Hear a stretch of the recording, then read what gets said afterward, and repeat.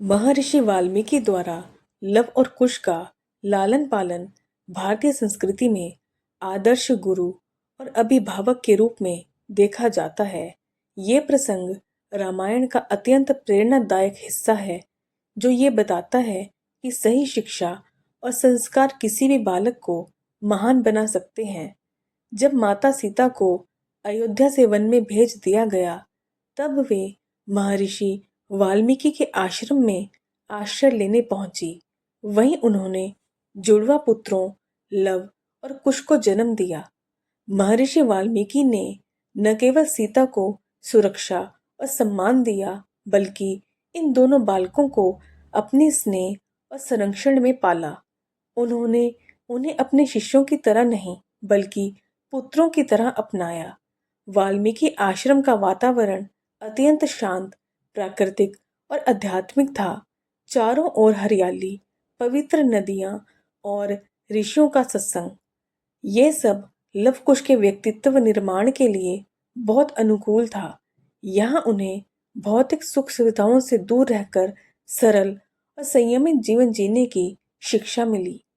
लालन पालन का सबसे महत्वपूर्ण पक्ष था संस्कार। महर्षि वाल्मीकि ने लव कुश को बचपन से ही सत्य, धर्म, दया, करुणा और विनम्रता का महत्व समझाया।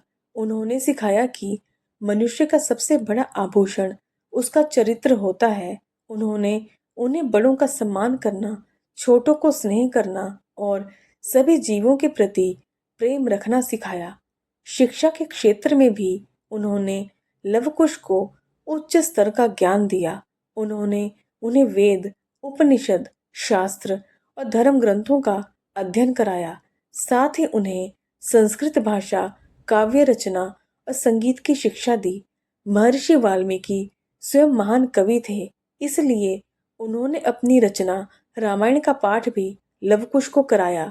लवकुश इतने निपुण हो गए कि वे मधुर स्वर में रामायण का गान करते थे और श्रोताओं को मंत्रमुग्ध कर देते थे।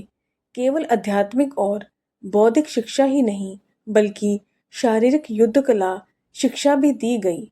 उन्हें धनुर्विद्या, तलवारबाजी और युद्ध के विभिन्न कौशल सिखाए गए।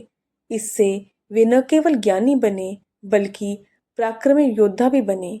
यही कारण है कि आगे चलकर वे भगवान राम की सेना के वीर योद्धाओं का सामना करने में सक्षम हुए। महर्षि वाल्मीकि ने उन्हें प्रकृति के साथ जुड़कर जीना भी सिखाया।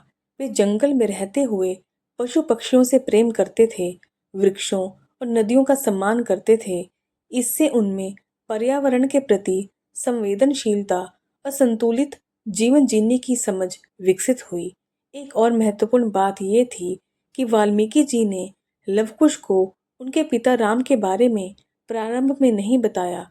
इसका उद्देश्य यह था कि वे अपनी पहचान अहंकार में न आए और अपने गुणों तथा कर्मों के आधार पर स्वयं को स्थापित करें। उन्होंने उन्हें आत्मनिर्भर बनना सिखाया, ताकि वे जीवन की कठिनाइयों का सामना साहस और धैर्य से कर सकें। जब लवकुश बड़े हुए, तो उन्होंने रामायण का गान करके समाज में धर्म और सत्य का संदेश फैलाया। उनकी शिक्षा, संस्कार और शौर्य ने उन्हें महान व्यक्तित्व बना दिया। अंततः उन्होंने अपने पिता राम के समक्ष भी अपनी योग्यता का परिचय दिया। इस प्रकार महर्षि वाल्मीकि ने लवकुश का लालन पालन केवल एक गुरु के रूप में नहीं, बल्कि एक आदर्श पिता के रूप में किया। उन्होंने उन्हें ज्ञान, शक्ति, उच्च संस्कार देकर ऐसा व्यक्तित्व बनाया जो आज भी प्रेरणा के स्रोत हैं। ये कथा हमें सिखाती है कि सही मार्गदर्शन और शिक्षा से कोई भी बालक जीवन में महान ऊंचाइयों तक पहुंच सकता है।